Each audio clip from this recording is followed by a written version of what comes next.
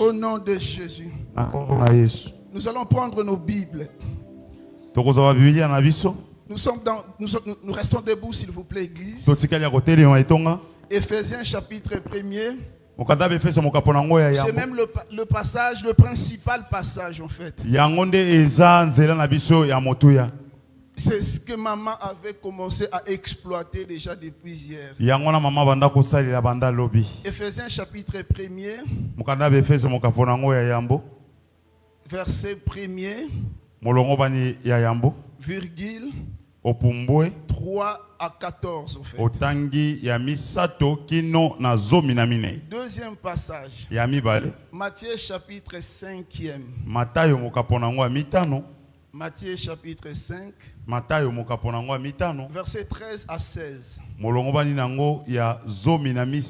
Genèse qui nous a 16. Genèse chapitre 3e. Verset 1 à 5. 1 Pierre 2. Verset 9. Si on est ensemble, Papa Sylvain va nous aider. Le verset d'abord premier.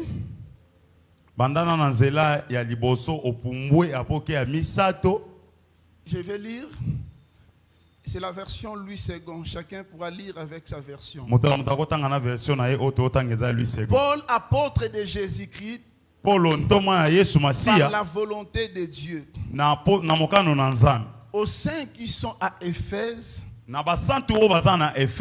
et aux fidèles en Jésus-Christ. Et qu'à partir de ces premiers versets, nous pouvons comprendre que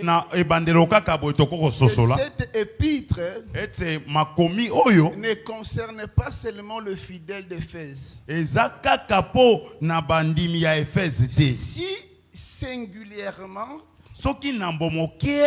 on s'est adressé à l'église et aux fidèles d'Éphèse, mais nous pouvons conclure que le et de conjonction, c'est pour nous dire que ça nous concerne aussi. Alléluia. Verset 3. Verset 3. Sois avec moi s'il te plaît. Béni soit Dieu, le Père de notre Seigneur Jésus-Christ, qui nous a bénis de toutes sortes de bénédictions spirituelles dans le lieu céleste en Christ. Saute 6 directement. 7. En lui nous avons la rédemption par son sang, la rémission de péchés, selon la richesse de sa grâce. C'est pas selon la richesse de mon intelligence, non. C'est la sagesse de Dieu. La richesse de sa grâce, pardon. Que Dieu a répandu abondamment sur nous par toutes sortes de sagesse et d'intelligence. La plupart des biblistes qui sont ici, ils savent que la sagesse est selon la pensée biblique. Est défini comme suit. C'est l'art d'appliquer intelligemment la connaissance. C'est-à-dire quoi? La dimension de l'application de la connaissance va de pair avec l'intelligence d'en haut. Nous pouvons passer directement à Matthieu chapitre 5e rapidement. Après ce passage, nous allons nous rasseoir. Ok, lisons. Vous êtes le sel de la terre, mais si le sel perd sa saveur, avec quoi la rendra-t-on? Il ne sert plus qu'à être jeté dehors, foulé aux pieds par les hommes. 14. Vous êtes la lumière du monde. Une ville située sur une montagne ne peut être cachée. On n'allume pas une lampe pour la mettre sous les boisseaux. Français courant dit sous la table. C'est le caprice des versions. Mais on la met sur le chandelier et elle éclaire tous ceux qui sont dans la maison. Tu peux passer, nous allons nous rattraper. Nous pouvons nous rasseoir. Est-ce qu'on peut acclamer pour la parole? 1 Pierre 2,9. Rapidement. Vous au contraire, vous êtes une race élue, un sacerdoce royal, une nation sainte, un peuple acquis. Gardez bien ça, un peuple acquis. Genèse chapitre 3e. Genèse 3e, tu vas lire seulement le verset 5e, c'est mieux. Alléluia. Amen. C'est que nous sommes en Christ. Mais Dieu sait que le jour où vous en mangerez, vos yeux s'ouvriront et que vous serez comme des dieux, connaissant le bien et le mal. Père, honore ta parole au nom de Jésus. Amen. Amen. C'est depuis hier qu'on a commencé ces fameux programmes. Et hier, pour ceux qui étaient ici avec nous, nous avons été suffisamment enseignés. Et maman nous a parlé pratiquement de 4 vérités fondamentales. Elle a dit exactement ceci. Pour ce qui est de l'identité en Christ, ou pour ce qui est de ce que nous sommes en Jésus, tout part de l'œuvre de la croix. Et tout part de l'amour de Dieu, et que au-delà de cet aspect de choses, il y a une part de responsabilité qui nous revenait. Et à la manière des hommes, lorsqu'on parle de l'identité, il faudrait qu'on voie aussi, est-ce qu'il s'agit d'un homme ou d'une femme? Or, la science nous révèle ceci. La science nous révèle ceci. Il semblerait qu'il y aurait une 23e paire de chromosomes qui révélerait en fait le sexe.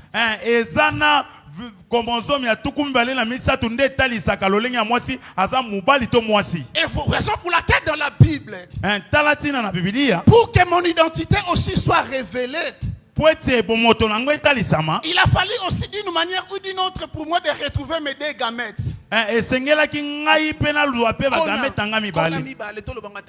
Alléluia. Pardon, papa. Alléluia. Amen. Voilà pourquoi l'apôtre Paul dit ceci. Vous avez été sauvés par la grâce, mais au moyen de la foi. Lorsque ces 2 gamètes se réunissent, je suis né en Jésus. C'est que lorsqu'il n'y a pas de la grâce, lorsqu'il n'y a pas le langage de la foi, il est difficile de parler de la nouvelle naissance. Écoutez-moi, Église. Lorsque la grâce se manifeste, c'est comme si on nous lançait le sauvetage. Mais le sauvetage ne sauve pas. Lorsque celui qui est en train de s'enfoncer dans l'eau ne joue pas sa partition, ne joue pas son rôle, sinon ça sera compliqué. Je voudrais dire une chose. Écoutez-moi, Église. Au sujet de l'identité en Christ, retiens une chose. L'un des plus grands combats dans la vie d'un croyant n'est pas contre les démons, mais contre l'ignorance de son identité. Alléluia. Amen. Je dirais l'un des plus grands combats dans notre marche avec Dieu. Il ne s'agit pas d'abord de démons, mais la méconnaissance de notre identité nous expose à se retrouver en dehors d'Éden.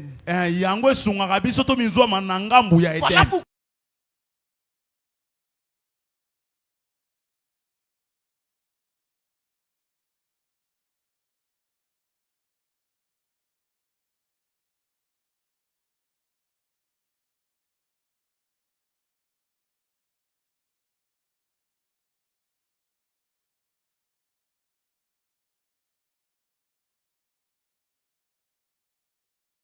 évangile. Écoutez ce que la Bible dit. Le serpent dira que les jours où vous mangerez, Dieu sait, vous serez comme des dieux. Est-ce Adam avait besoin de cette information? Est-ce que le premier homme avait besoin de cette information? N'est-ce pas la Bible dit ceci? Ils étaient déjà créés à l'image et à la ressemblance de Dieu. N'est-ce pas le psalmiste a dit, vous êtes des dieux, mais curieusement vous mourrez comme des hommes. Ce qui a fait en sorte que Adam se retrouve en dehors du jardin, c'était la méconnaissance de son identité. Éden signifie délice. Et au milieu d'Éden, il y avait l'arbre de vie. Église, écoutez-moi. On n'avait pas interdit au premier homme de manger ou de toucher l'arbre de vie. Il pouvait manger. L'arbre de vie signifierait l'immortalité et la communion avec Dieu. C'est par là que j'ai compris. En réalité, la perte de l'identité a fait en sorte que Adam se retrouve en dehors de l'Éden. C'est que l'œuvre de la croix, c'est l'œuvre qui cherche à rétablir l'homme qui a perdu l'arbre de vie afin de reconsommer les fruits.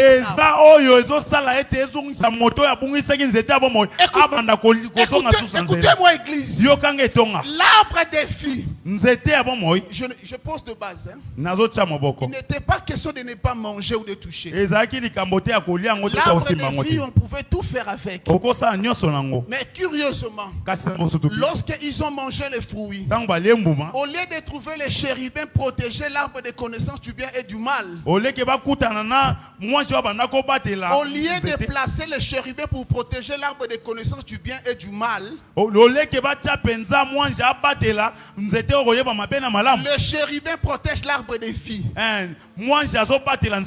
Et par conséquent, la Bible dit ceci: il y avait une épée flamboyante. C'est-à-dire quoi? L'accès à l'arbre de vie. Du moment où l'identité était méconnue, ils ont perdu l'accès à l'arbre de vie. Église, écoutez-moi. Il est possible ce matin de retrouver notre identité et de jouir à l'arbre de vie. Tu n'as pas compris, je disais ceci. Il est possible ce matin de redécouvrir et de revivre les privilèges d'Éden. N'oublions pas une chose, j'ouvre une parenthèse, je vais fermer. Au fait, Adam en Éden, il a vécu le privilège de co-créateur. azalaki privilège ya moto akelaki elongo. Raison pour laquelle la première personne qui a étudié la taxonomie avant Linné, c'est Adam. Moto ya liboso la systématique en fait. La systématique en fait. Le fait de nommer des animaux. Moto ya apesa ki biloko nyonso kombo liboso ezaki Adam. Imaginez avec ses privilèges. Tala sikoyo privilège bakuwa na malamu. On a perdu tout cela. Tobongisi yango nyonso. Voilà pourquoi je voudrais te dire. Tala tina ngana yebisa yo. Faisons très attention. Tosala angele. C'est quoi notre position ou notre identité en Christ? En fait, notre identité en Christ, c'est la mise en valeur de notre nouvelle naissance. Notre identité en Christ, c'est la déprogrammation du programme terrestre afin de vivre une programmation céleste. Cela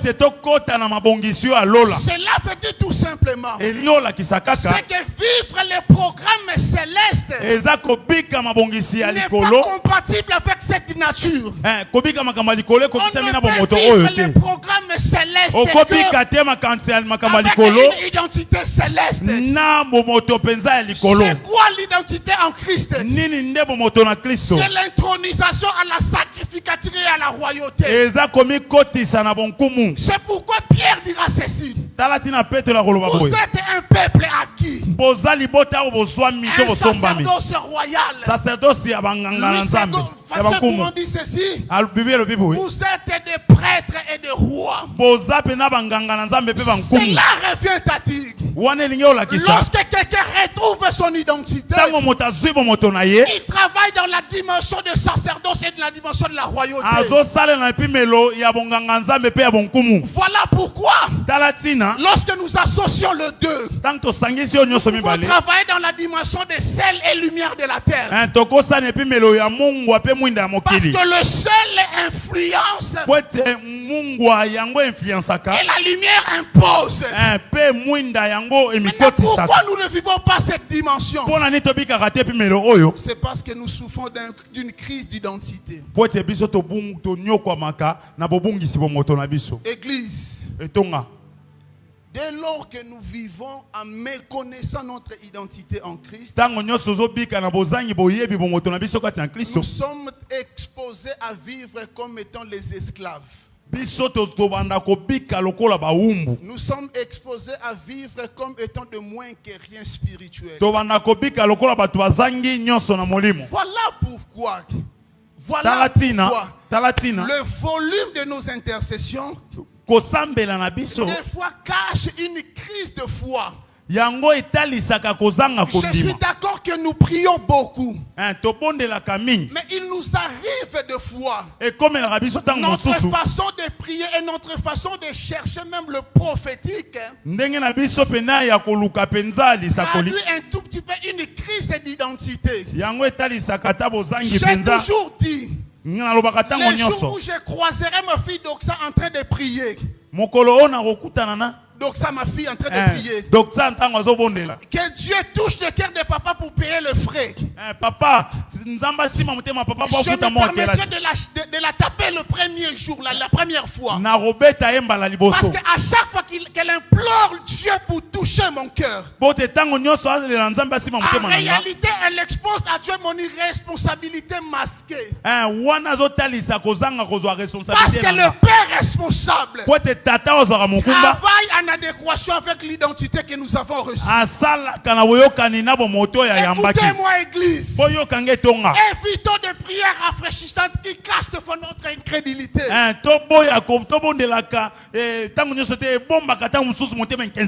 Alléluia. Amen. Je parle de l'identité en Christ. Écoutez-moi. Je disais tantôt L'identité en Christ révèle notre intronisation dans la sacrificature et dans la royauté. Et lorsque nous travaillons dans ces deux dimensions, c'est ce qui se révèle dans notre quotidien. Tu arrives comme ça, tu n'as pas encore prié, mais on dit une chose: depuis que X est ici, nous sentons que l'atmosphère du lieu a changé. Parce que pour que Fachi arrive ou passe par ici, l'influence de Fachi ne se manifeste pas par le visage. L'influence de Fachi se présente par son identité de président comme institution. Je prie ce matin que lorsque tu accéderas au bureau demain, avant même que tu ouvres ta bouche, constate déjà que John était ici. Pourquoi? Parce que Fachi même, il suffit seulement de signer à distance. On sent qu'il y a l'institution présente. Alléluia, Église. Amen. Mais dans le vécu, notre identité dans le physique prend effet véritablement lorsqu'il y a appel. Pardon, je n'ai pas bien saisi. Je dis notre identité prend effet visiblement lorsqu'il y a appel. Je dirais encore mieux lorsqu'il y a vocation. Parce que la vocation, c'est la découverte progressive de notre personnalité. Autrement dit, la vocation rajoute de la saveur à notre identité. Raison pour laquelle on nous parle de l'appel au salut. On nous appelle l'appel au service et l'appel à l'espérance. L'appel au salut, c'est l'appel qui nous introduit dans cette famille où Dieu est Père et Jésus-Christ est premier-né. Voilà pourquoi nous ne pouvons pas nous limiter à l'appel au salut, parce que après être sauvé, il faut être enrôlé dans le service. Si nous n'atteignons pas ce niveau, nous passerons à côté de ce qui est très essentiel. Alléluia, Église. Amen. Voilà pourquoi en Christ, nous avons parlé tantôt de la nouvelle naissance. La Bible dit que nous sommes justifiés. Nous ne sommes plus esclaves. Alléluia. Amen. Mais ce qui m'intéresse le plus, c'est que la nouvelle identité nous atteste que nous sommes revêtus de la puissance et de l'autorité, et nous sommes positionnés dans la victoire. Cela veut dire quoi? C'est qu'avant de vivre véritablement l'autorité spirituelle, nous devons faire très attention. Lorsque la position n'est pas définie, il est difficile d'avoir l'accès supérieur. Voilà pourquoi, lorsque Pierre était encore présenté comme Simon, Christ ne lui avait pas encore remis les clés du royaume. Mais le jour où Christ dira, tu es Pierre, nouvelle identité, parce qu'il n'est plus Simon fils de Zébédée. S'il était encore Simon, il n'aurait pas de clés. Écoutez-moi, Église, l'identité en Christ te donne les clés. Voilà pourquoi la Bible dit ceci: Ce que tu lieras sur la terre sera lié au ciel. Écoutez-moi. Si tu es encore Abraham, tu n'auras pas encore Isaac. Tout ce qu'on aura à faire être Abraham, ça ne sera que Ismaël. Or Ismaël, ce n'est pas ce que l'identité nous confère. L'héritage que l'identité nous confère. Patiente et oblige à ce que tu deviennes Abraham. Écoutez-moi. Ton problème c'est quoi? Tu as encore des Ismaël dans ta vie. Parce que tu n'es pas encore devenu Abraham. Écoutez-moi, église. L'identité non seulement nous fait marcher avec Christ, mais influence aussi notre alentour. De sorte que ce que nous vivons dans nos familles, nous vivons encore des Ismaël. Écoutez-moi, église. Si tu es Pierre, fais très attention. Le problème c'est que il y a d'autres portes. Il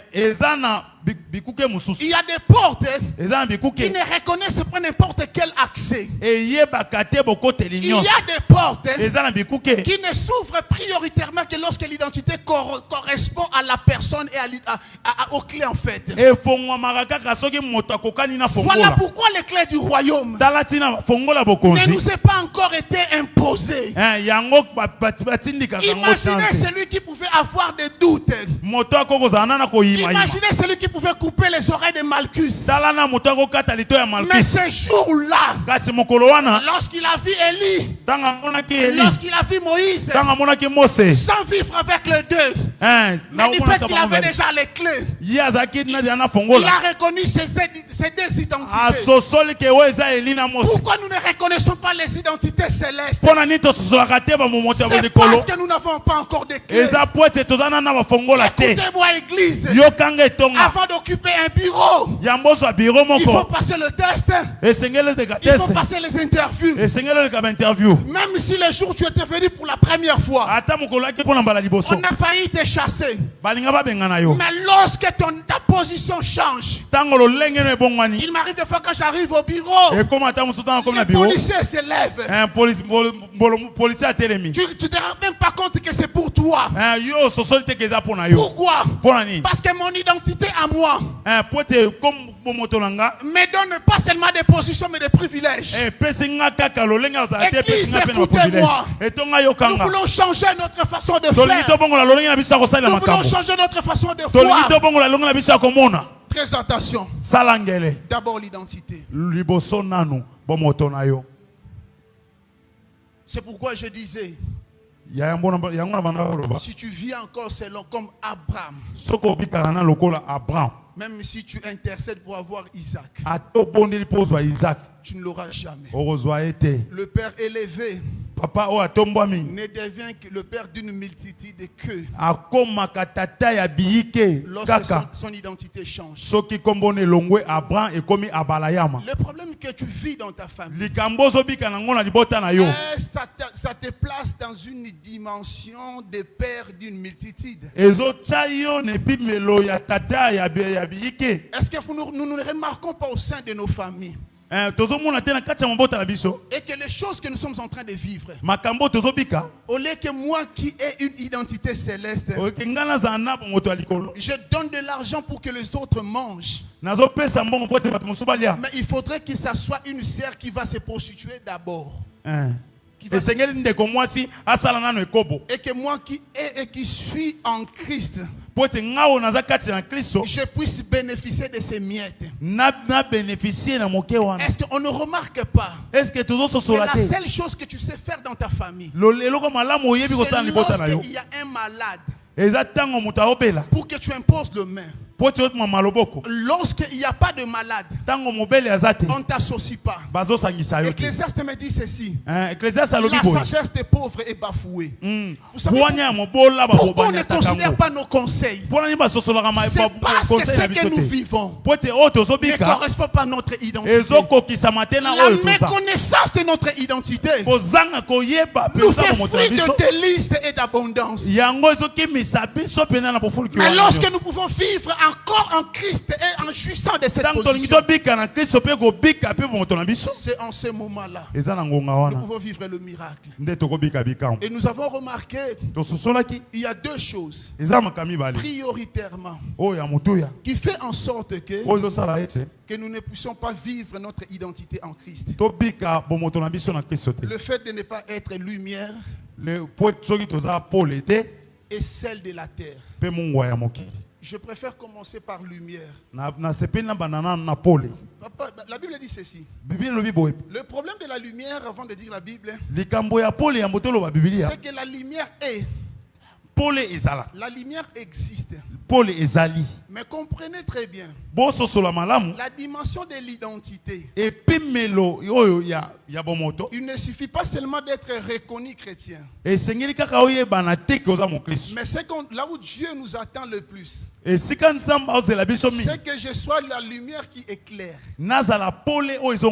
Alléluia. Amen. Cela veut dire quoi?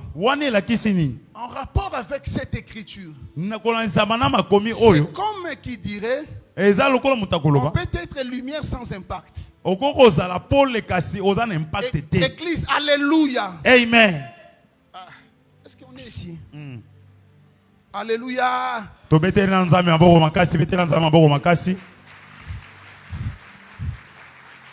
Merci Papa Patrick, ça c'est pas mon domaine. Merci vraiment, tu m'as rappelé. Alléluia. Amen. C'est qu'on peut être lumière. Mais est-ce que tu influes? Est-ce que je peux être étudiant? Mais est-ce que j'influe? Je peux être directeur. Mais est-ce que j'influe? Je peux être mari. Mais est-ce que j'influe? Je peux être agent, je ne sais pas de quelle entreprise. Mais est-ce que j'influe? Je peux être pasteur. Mais est-ce que j'influe? C'est là où Dieu nous attend. C'est pourquoi il dira ceci. On ne peut pas prendre la lumière et le mettre. Écoutez ce que Louis II dit. Sous les boisseaux.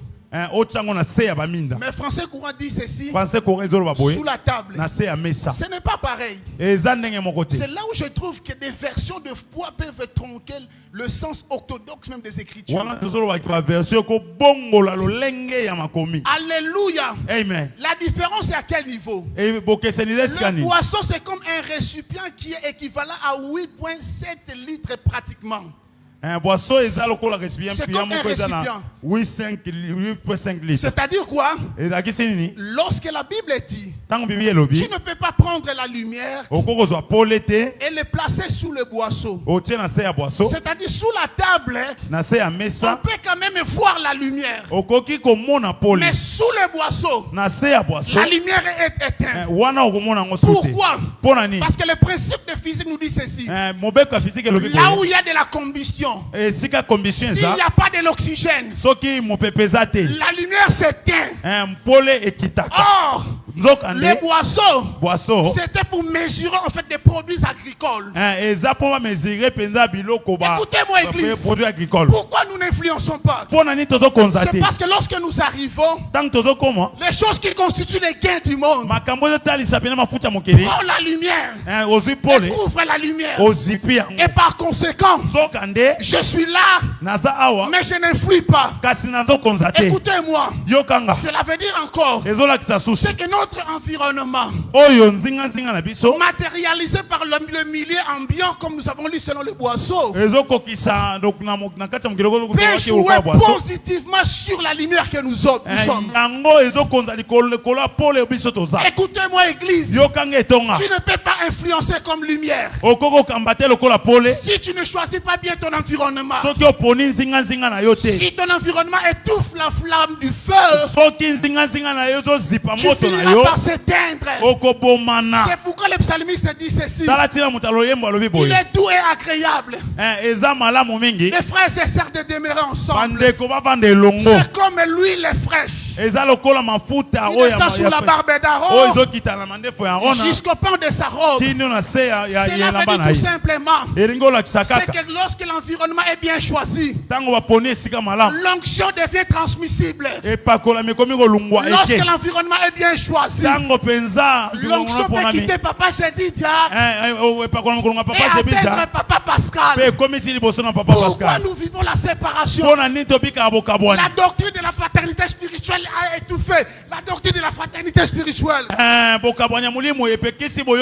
Nous sommes d'abord frères. On nous a brandi la paternité trop spirituelle. Où est la place de la fraternité spirituelle? C'est pourquoi la Bible dit ceci. C'est comme la rosée qui quitte Hermon jusqu'à Sion. Je fais des calculs. C'est pratiquement 300 km.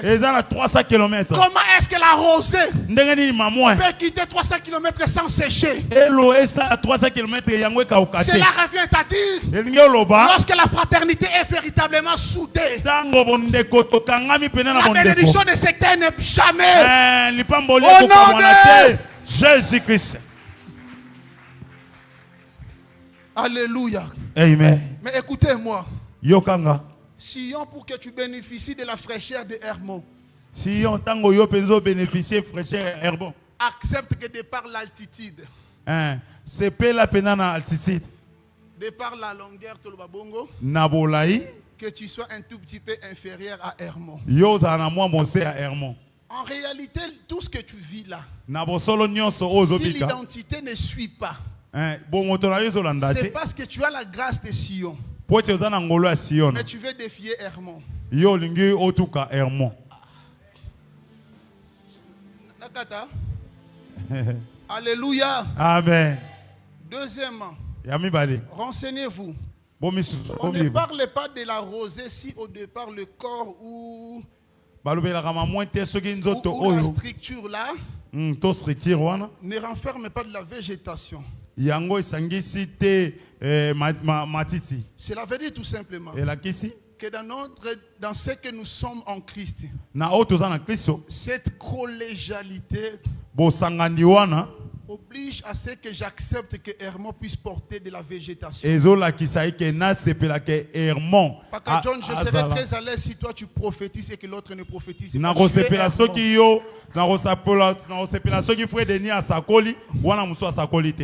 Papa Tichuk, j'accepterais que tu prêches avec le respect herméneutique comme il faut. Parce que ce que lui est en train de faire, c'est ce qui influencera de l'autre côté mon ministère. Nous n'arrivons pas à impacter. C'est parce que la lumière que nous sommes, nous avons pris des boisseaux. Nous avons couvert. Si les boisseaux pouvaient faire des transactions financières, cela sous-entend aussi c'est que nous sommes à la recherche de l'argent au point de ne pas regarder Dieu comme étant la source de toutes choses. Comment nous pouvons aimer aujourd'hui les œufs tout en ignorant la poule? Si je m'accroche à la poule, j'aurai les œufs automatiquement. Église la compassion. Et cherchons celui qui donne. Les dons sera automatique. Et cherchons celui qui dispense. La dispensation sera automatique. Et cherchons celui qui donne le mariage. Avant de courir derrière le mariage.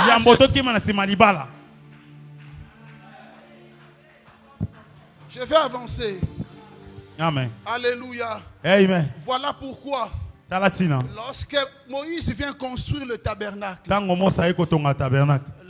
de vie qui était barricadé et interdit à Adam et Ève, mais lorsque nous entrons dans le Saint des Saints, nous retrouvons Alléluia. Amen. L'ange, le chérubin qui avait les épées, Chérubin qui avait les épées. Dans le sein des saints maboko na ye comment moufini quoi propitiatoire. Amen. Olingo comme ça ange moufini ku ya vi na yo. Zongela Jésus. Amen.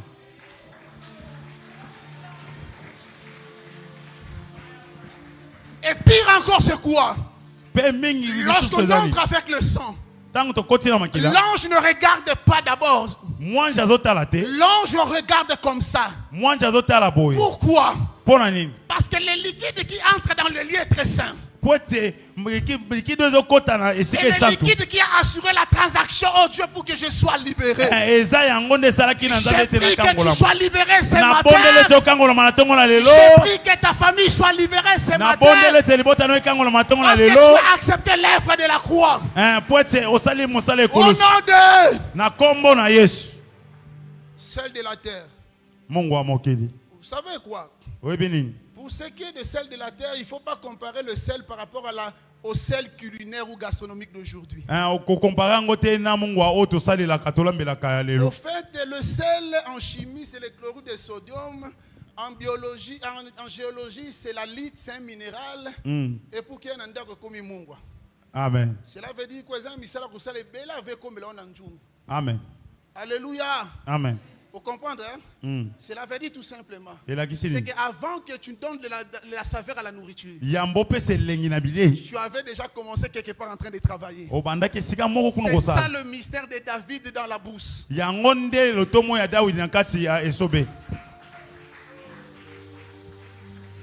Pendant que les gens feront déjà docteur en médecine, pendant que les gens feront magistrat, ils ne savaient pas que tu étais déjà en train de travailler. Tu as déjà tué les lions et l'ours. Ils verront que tu es en train de tuer Goliath aujourd'hui. De quoi côté nos rediffusions, aux rediffusions. Déjà sont gagnants à Yokala. Alléluia. Amen.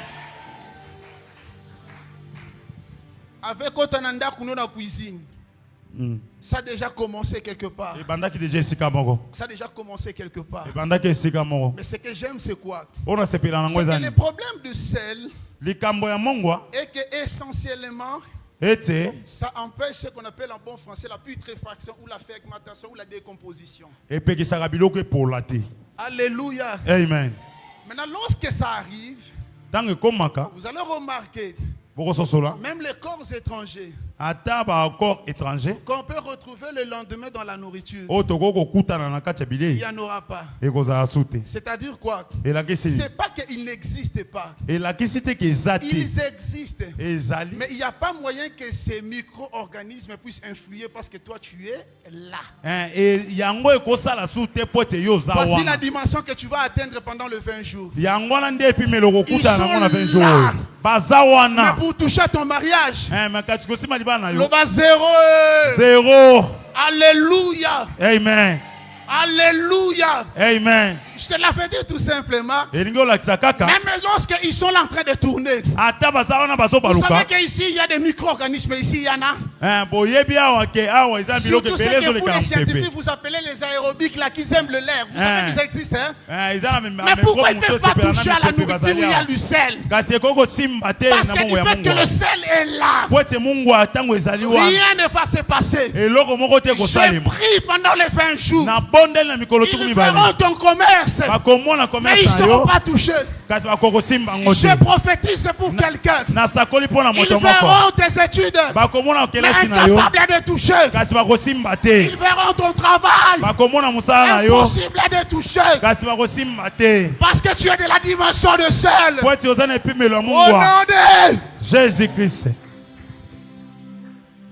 Bon, ce matin, parce qu'on remarque que Basimbi pe mingi. Basimbi pe mingi. Maman, tel que nous sommes là, vous n'avez jamais remarqué qu'à chaque fois que tes enfants atteignent un certain niveau, c'est comme si certaines choses commencent à ralentir. Vous savez, nous, dans notre famille, la famille maternelle, nous avons une malédiction. Les enfants mouraient. Il s'est fait qu'à l'époque, le christianisme n'était pas comme aujourd'hui. On a soi-disant donné de la protection pour que les enfants ne meurent pas. Mais de l'autre côté, nos mamans bloquées. Au point que je me suis toujours rendu compte que même la mort de mon père, c'était pour faire correspondre l'identité spirituelle ténébreuse de maman. Yango ezaki po ekokana penza na identité ya molili ya mama. Elle toute bango nyos comeback.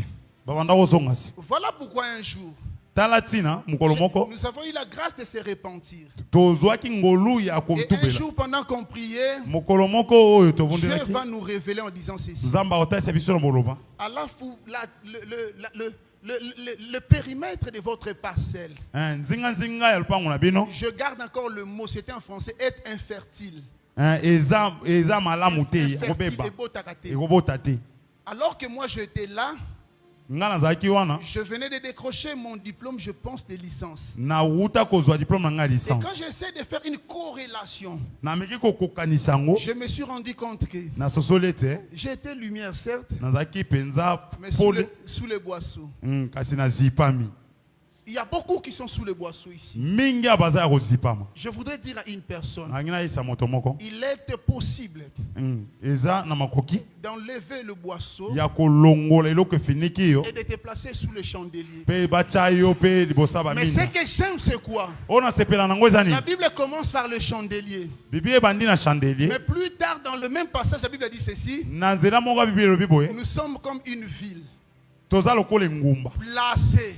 Cela veut dire quoi, Papa Patrick? C'est qu'au départ de mon influence et de mon élévation, je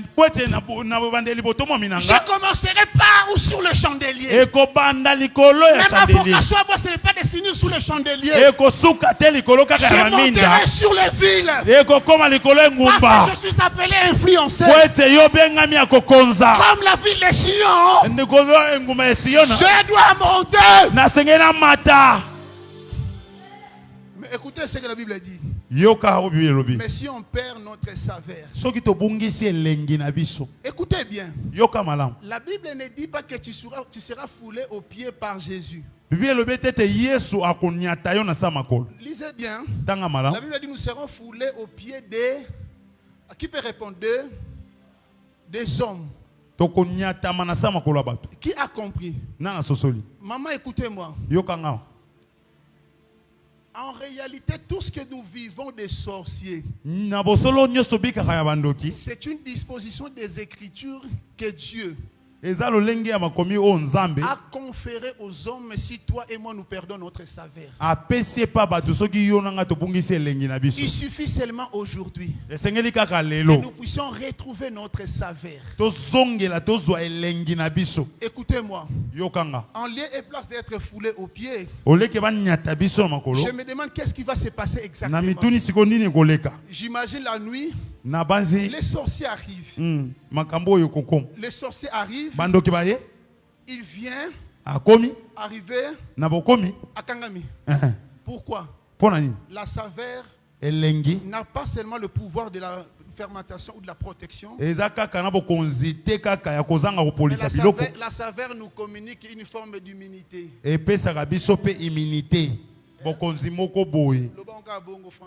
C'est pas notre bouche. Alléluia. Amen. Qui sent que sa famille est foulée aux pieds? Le problème est simple. Je suis lumière sous le boisseau. Je suis seul sans saveur. Et pour finir, vous allez comprendre qu'est-ce qui se passe exactement. Ta présence est sur la terre. Fais en sorte que même Dieu retarde le frappe annoncé dans le livre d'Apocalypse. Parce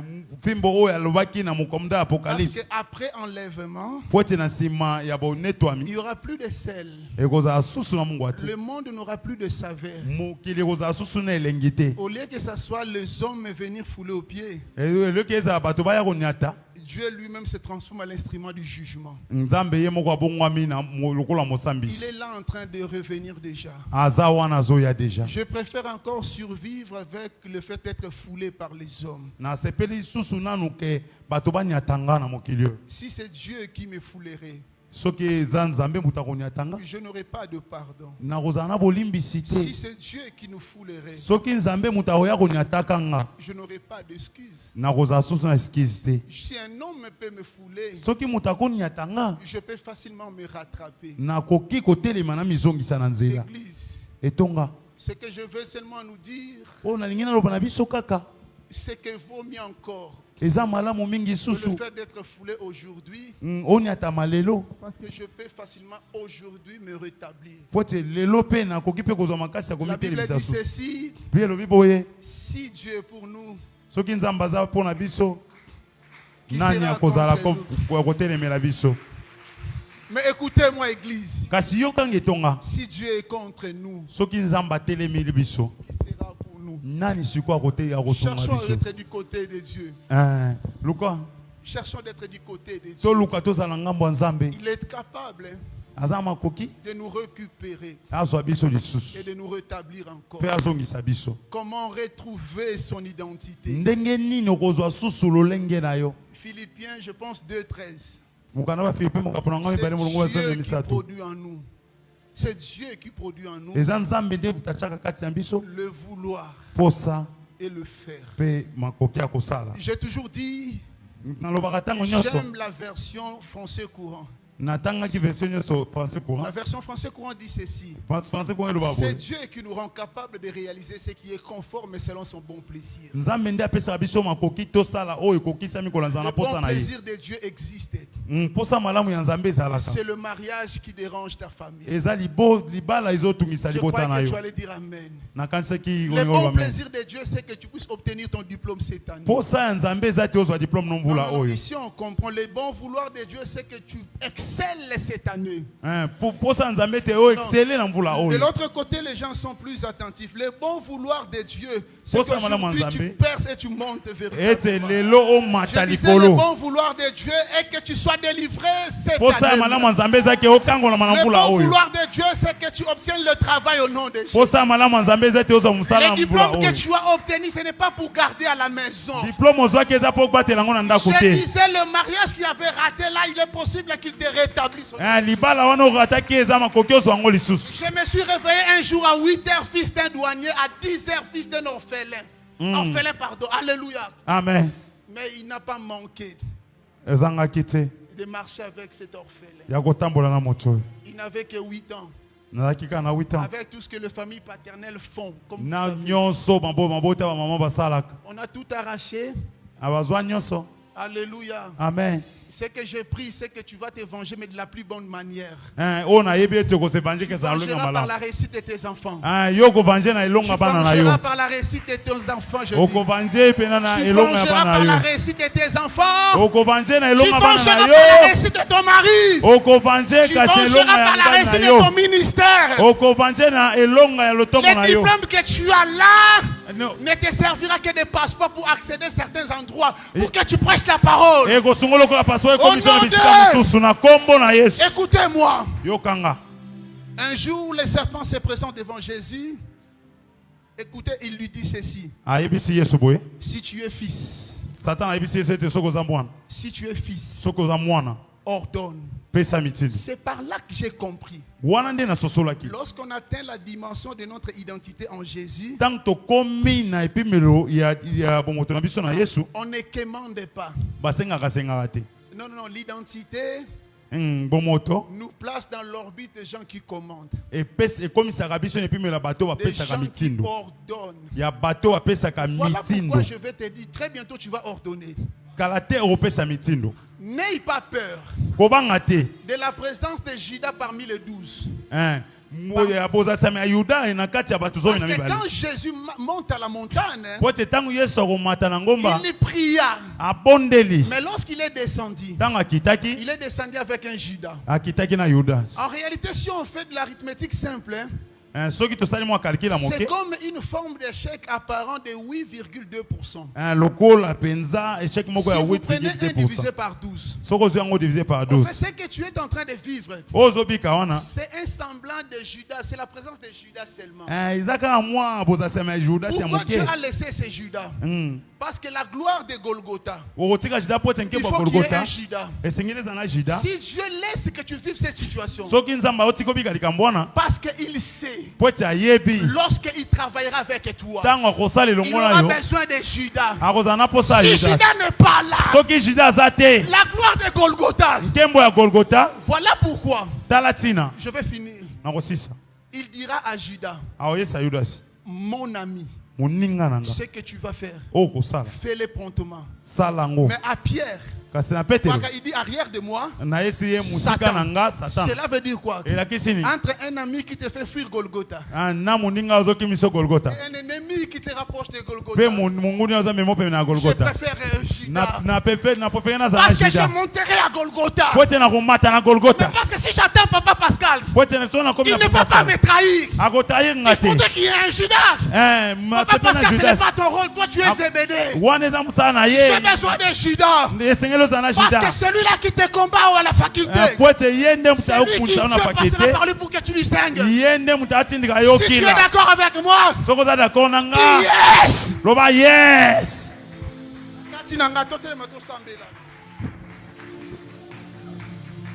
Si tu es fils, ordonne. Si tu es fils, ordonne. Mingi. Problème à garde-robe kakokoti, hein? Obakine walbara ki pelekese. Hein? Ozu ki pelekese. Maladie wana e bangisi yo. Hein? Alléluia. Amen. Si tu es fils, on fait quoi? Clavier seulement, je prends mon micro, je vais déposer. Tu veux ordonner dans quel domaine de ta vie? Et la manière dont tu vas ordonner, je peux mettre ma main à couper. Je connais ces dieux-là qui a fait énormément de choses dans ma vie. Des fois, on n'a pas encore témoigné véritablement. Avec une veuve de 30 ans. Il y a 30 ans. Tu quittes Gombo, Kefananjili, quartier 13, quartier Souka. 2 avenues avant, après, Bino Kaka. Non, cimetière. Cimetière à 13. La parcelle landi bino bateka à Diamba. Donc tinga na fima Diamba boite na eba atendenge nini. Ale nsambe wana mo yozwe kaboy. Ata yo mo pe esopote. Te yebisa mninga esopo. Alléluia. Amen. Na eba même pour ma tétété. On se retrouve pas au quotidien mo ouf 13. 13 hein. Alléluia. Amen. Avec tout ce que je t'ai dit, qui veut maintenant ordonner? Et pendant que tu vas ordonner, Seigneur, nous fragilisé, nous paralysé. Na combat Jésus, tout s'embellit. Tombola mungongo banda coordonner na kombo na Yesu.